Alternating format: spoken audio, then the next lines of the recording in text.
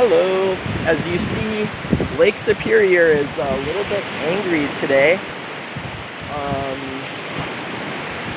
That ship on the left is the one we saw drop anchor last night, and it was joined somewhere in the middle of the night by that other ore ship labeled Canada Steamship Line. So this is a day where you wouldn't want to be necessarily on Lake Superior unless you have a good-sized boat.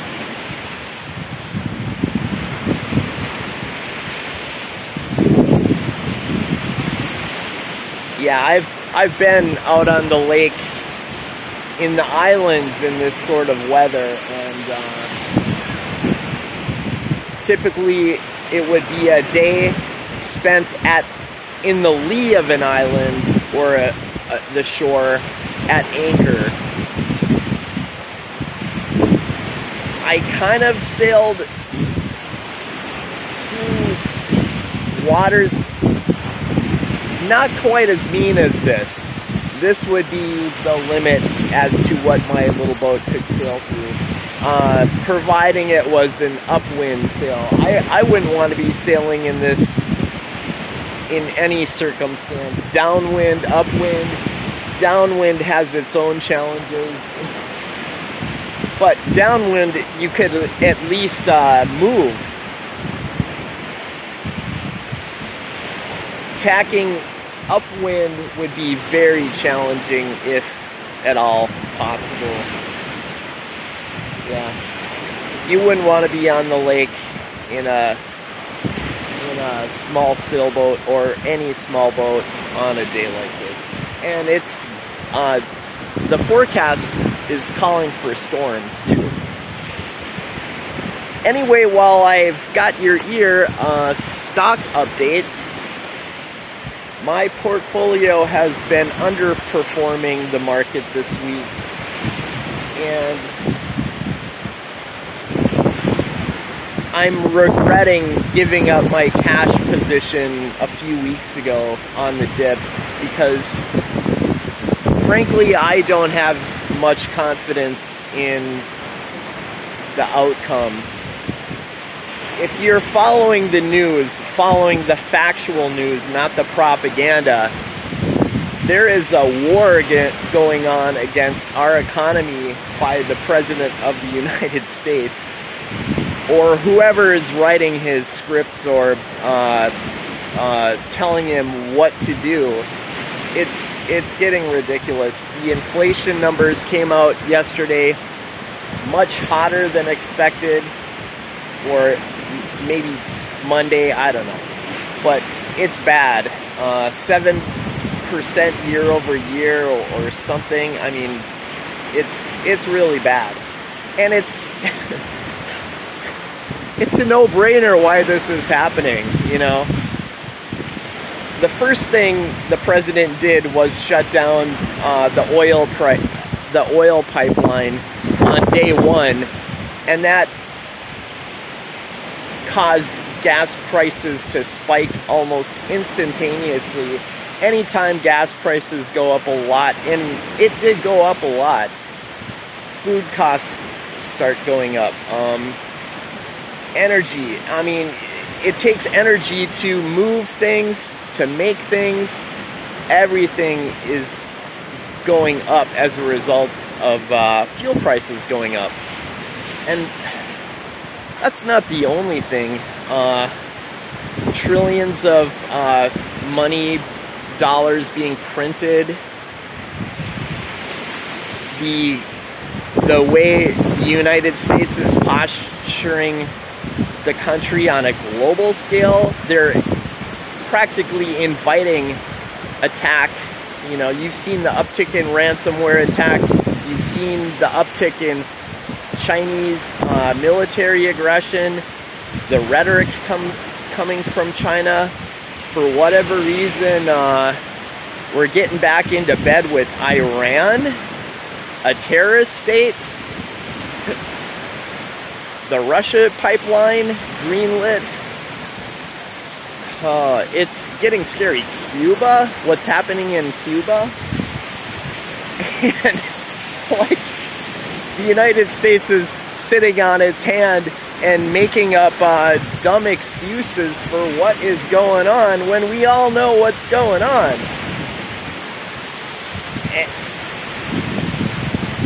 Yeah, it doesn't take a big brain to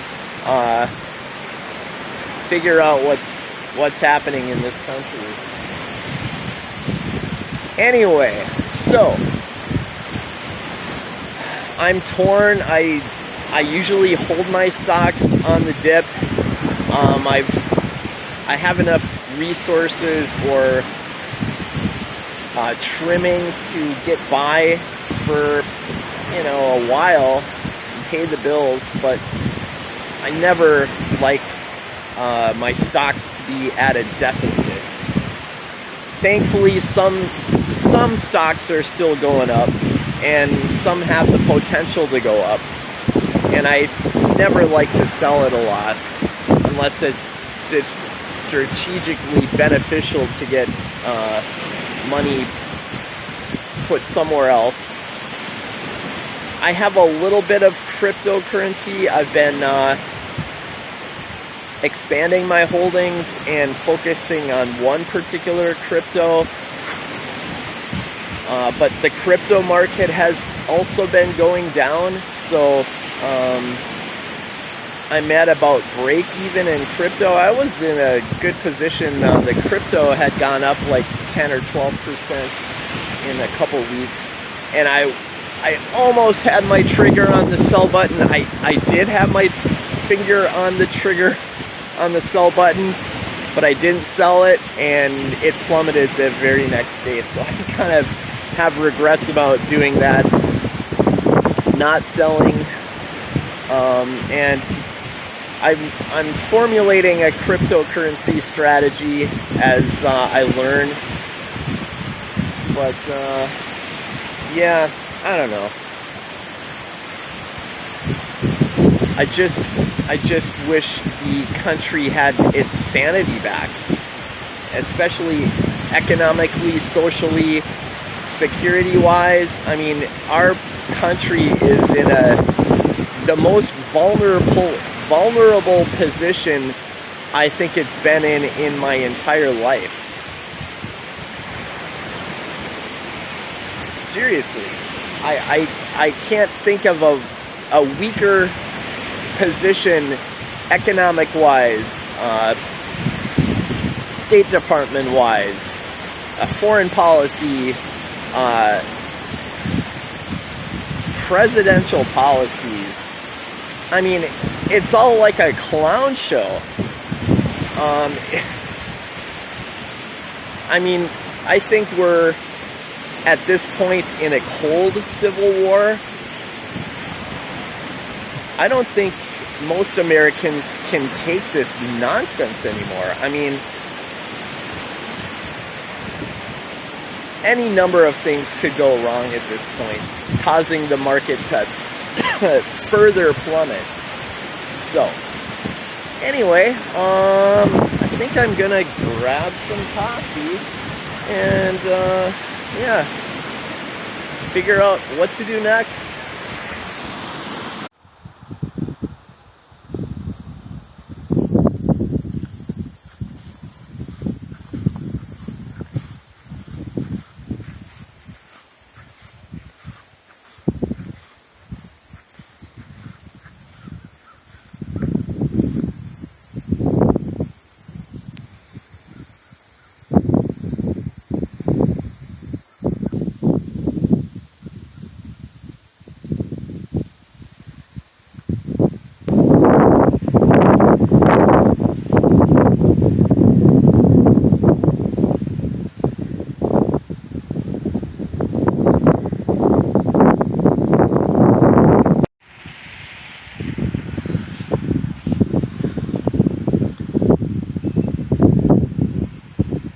Region from 1904 to 1926, used and built locally from 1904 to 1926 by a Finnish immigrant and homesteader. That's cultural appropriation, and not to mention a symbol of white supremacy by invading Europeans. Wow. Wow. This experience just ruined my day.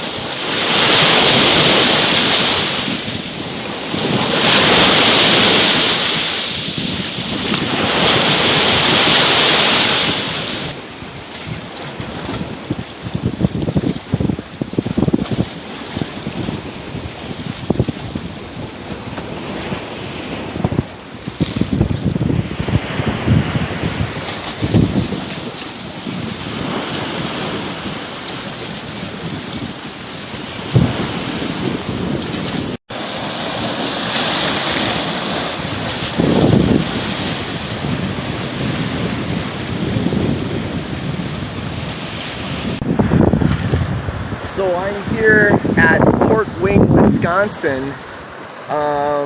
Maybe Bayfield is 40 miles that way, and Sand Island is probably around the corner on the horizon, 20 miles away or so. I considered this to be a waypoint last August, when I contemplated sailing from Sand Island clear all the way back to Duluth.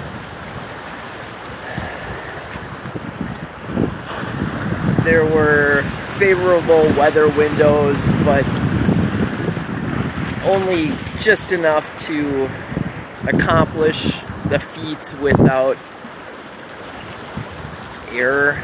So there wasn't room for error, in other words, and I kind of didn't want to chance passage over open Lake Superior water, because I had been in somewhat protected waters, so I really didn't know exactly what I would encounter. Anyway, I opted to sail from Sand Island back to Madeline Island, and it took a few days. It wasn't an easy task at all. It was the hardest sailing of the entire trip, and sometimes it wasn't really pretty. It was really hard to make my way past Oak Island and Red Cliff and Basswood Island Channel, and there was an upcoming storm that totally freaked me out. And where I was, tucked alongside of Red Cliff Point, literally, I abandoned ship during a storm because I didn't know how hard it was going to get, and I left my sailboat 40 feet off the shore and paddled the shore in my kayak. And you know, there was a little beach which the 7-foot waves forecast, I didn't think they were going to hit that area, but nevertheless, the 7-foot waves would have drowned me, and I was faced with a cliff that I couldn't scale, and on that cliff were a lot of trees which were just itching to blow over and flatten me into the water to drown. it was like, as soon as the wind started backing off, and I mean, this was a serious storm because I was watching it, and on the radar and on the radio, the weather radio, it was passing over Madeline Island, which was maybe 7 miles away, and onto Stockton Island, and I could see the storm. And to the north, it was lightning and storming, and the storm arrived a little sooner than I expected. I think I expected it around 1 in the morning, but in actuality, it hit around 9:30 or 10. So anyway, when the storm passed and the waves subsided, part of the reason I abandoned ship was because the wind was coming directly across an open portion of the lake, and this particular area that I was around the corner was wide open, and the waves were building, and I've seen it, what the waves can get like before. So that's why I chose to abandon ship. And as soon as the waves subsided and the wind calmed down and it stopped lightning like crazy, I returned to the boat. Was probably not off the boat for more than a half an hour, because at that point I was choosing between certain death if things went wrong on my little beach and probable death on my sailboat. So yeah, I think the sailboat was a safer choice at that time. It was a great beach though. I really enjoyed that beach. We have someone here wing surfing or whatever behind me. I don't know.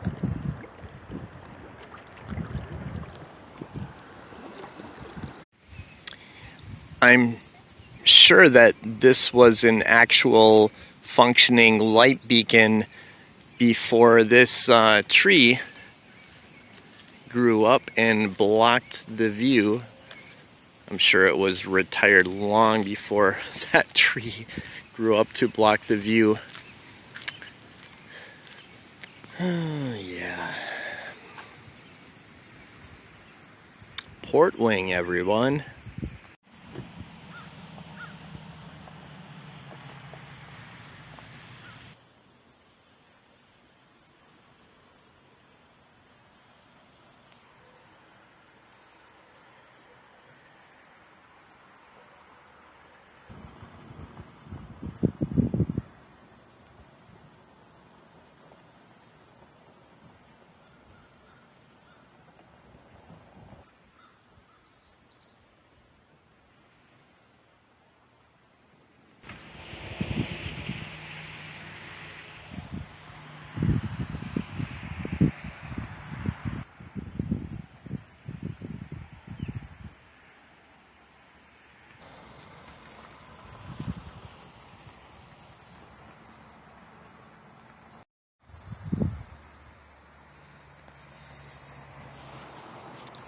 These so-called fish tugs are, I think, the oldest I've ever seen. These are wooden hulls with galvanized sheet metal over the bottoms, and this particular boat was built in 1927. Yeah, these are pretty old fish tugs, and the steel-hulled fish tug, the more modern fishing boat, I want to feature in my screenplay that I'm writing based on this setting. It has a featured role in the story because that's the ship that the bad guy sails in. And yeah, I love those old fish tug fishing boats. They're still operating on Lake Superior harvesting fish, and they have a very distinct, rugged, seaworthy look. So I love them. They're great. I would love to convert one into a houseboat someday. Guy can dream, can't he?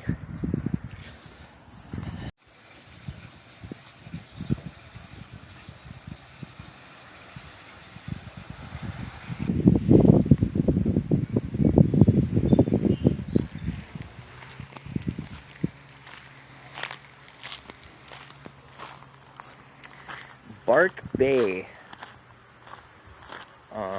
which is here, is one of the first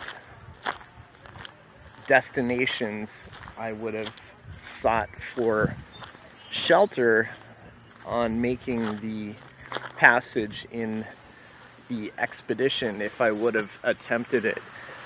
So as you can see, a major bay, and plenty of shelter, and a marina as well. So Sand Island would be not too far in the distance, maybe 5 or 10 miles. I'm just guessing, but around that corner. Yeah, and I'm kind of having a combination touring and location scouting, because this would be an awesome location for some scenes from the movie. So yeah, this is just a great location. I'm inspired.